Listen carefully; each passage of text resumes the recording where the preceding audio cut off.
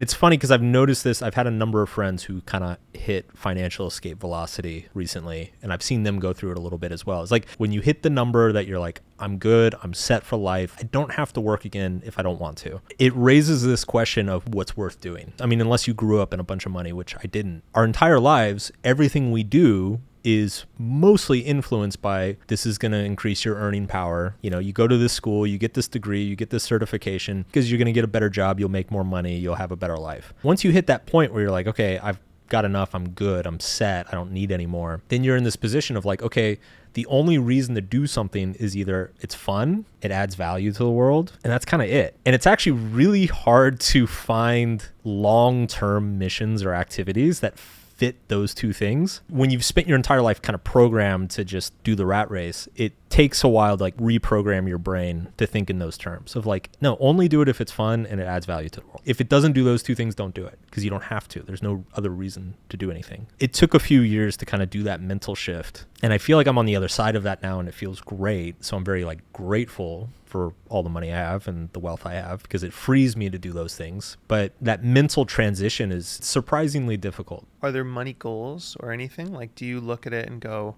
if this, then that? You know, if I do this, then I will change my lifestyle in some way. Do you lust after anything? Do you collect anything? No, So not really. how did you reconstruct your brain? What are the new goals or targets or things that you work on? Is it literally just whatever I enjoy day to day? What are the things in my career that I really enjoy, that I love? And what are the things that I don't love? Let's start by just eliminating all the things I don't love because what's the point, right? And so once I did that, I really started to zero in on like, okay, what are the things that I truly love and enjoy? And then from there, I started asking myself, like, what are some long-term missions or projects that I can build out of this? I mean, writing is part of it. I do love writing, but really what I love is like, for lack of a better term, the media business. Creating, whether it's a video, a book, a movie, or a tweet, creating content, building a brand out of that content, systematizing that in some way. I love that. It's just fun. It's like, to me, it's just, I'm in a sandbox building little castles like a kid, right?